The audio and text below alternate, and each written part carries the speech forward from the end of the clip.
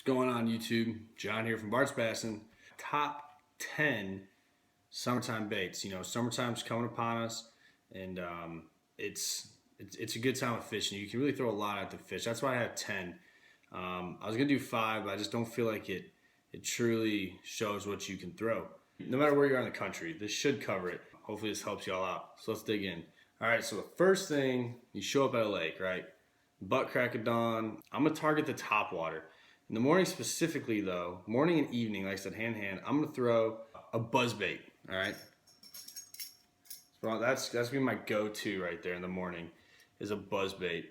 This right here, I'd probably start throwing it paralleling the shore, but I'm gonna judge by the activity on top water. You know, if they're open in the open, who knows, I may throw it there, but I'm gonna start paralleling the shore. I'm gonna wake those bass up, right? This is it's a Hayden's baits, buzz bait right here. So that's my first thing, buzz bait.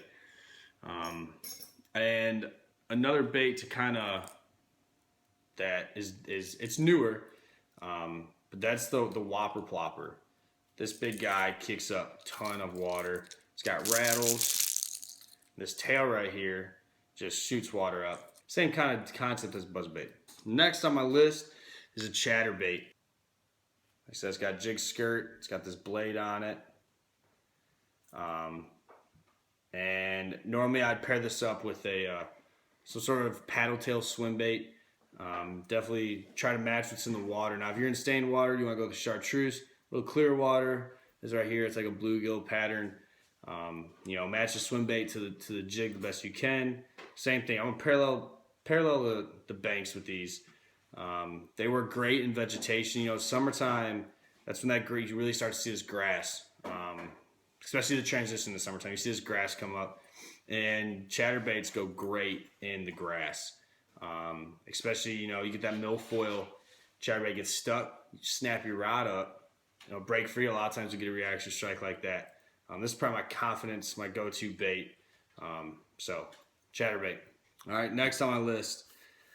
You know, I probably do this 80% of the time fishing. You know, those bass, they're in the summertime, they're looking for shade, and you know the shade has a cooler water, and so I'm gonna target the banks. I'm gonna target those, like where I'm at is a bunch of cypress trees. I'm throwing into the trees, the brush, you know, you got low hanging limbs, and that's gonna be so flipping and pitching. Now that's a very broad term.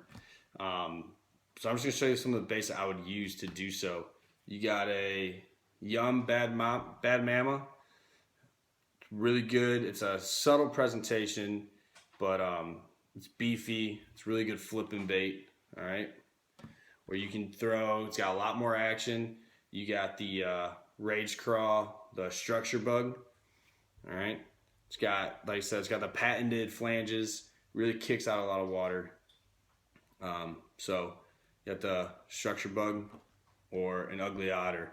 I'm gonna keep it in the creatures. You know, I like throwing creature baits more when I'm flipping. Next on my list, it would be throwing a big worm. You know, a 10-inch worm. You got that standing timber, and those bass like to hang out in there. So I would throw a big old 10-inch worm right here. This is a zoom, and it just works real good, especially if you put a light weight on there. This bait will fall real slow, and that ribbon tail right there really gets going, you know, as it's falling slow, and the bass just can't resist it. Summertime though, 10-inch worm. Going back to those shaded areas, the low hanging limbs, I can't help but throw a Senko. All right, this is probably also one of my go-to summertime baits. You know, you're skipping under docks. These are really easy to skip, and they just slay bass. You can catch bass anywhere from a pound to 6 pounds. I mean, it's crazy.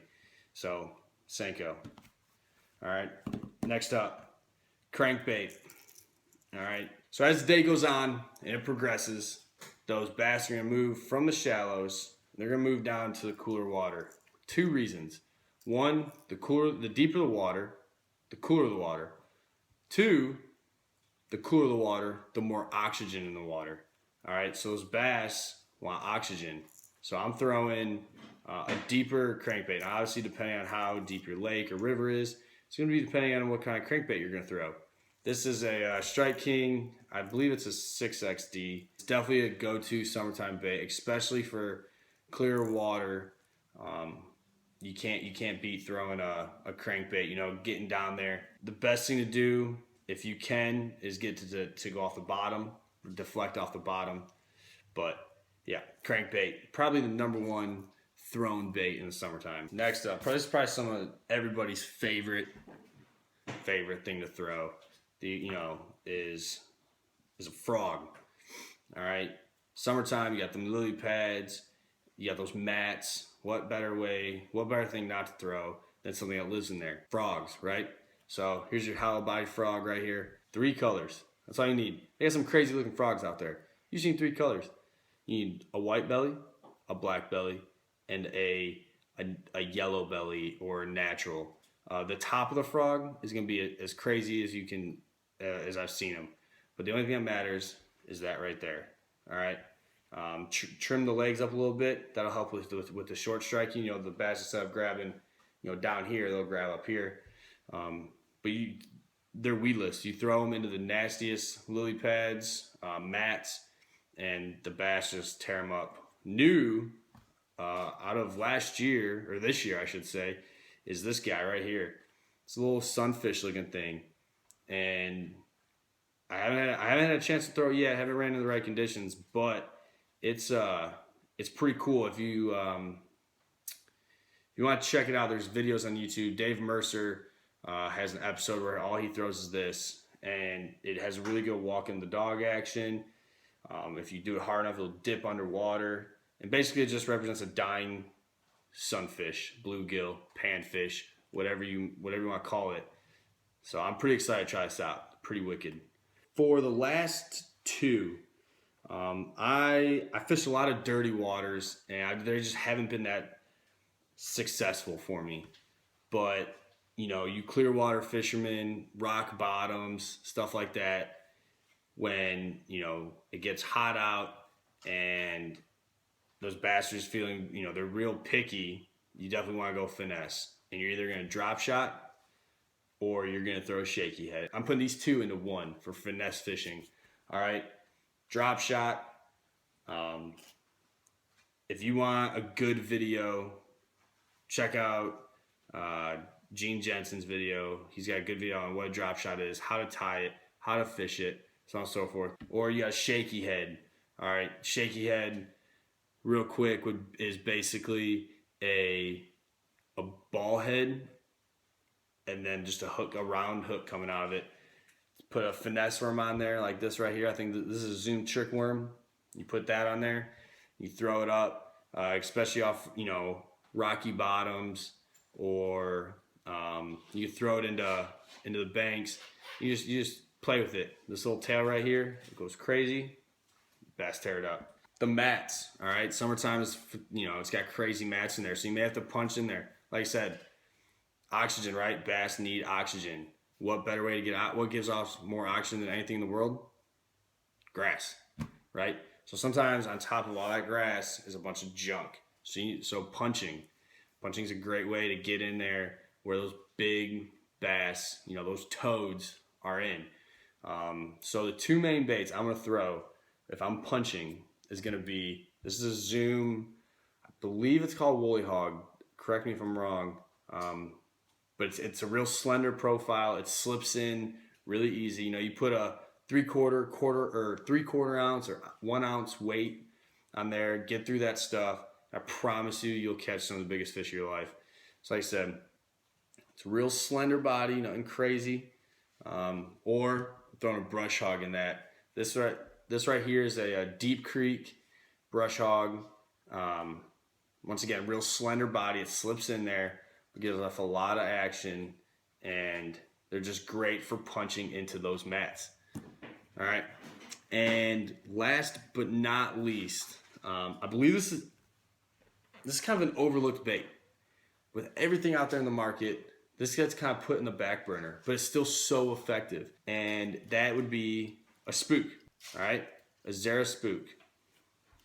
And what's so great about these baits is the action they make in the water. You don't have to be the best topwater fisherman in the world to give it the action it needs.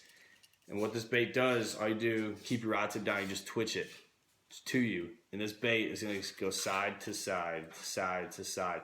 You can make it have a really fast, tight wobble, or you can make it zigzag. And I'm throwing this, you know, it's going in top water, yes.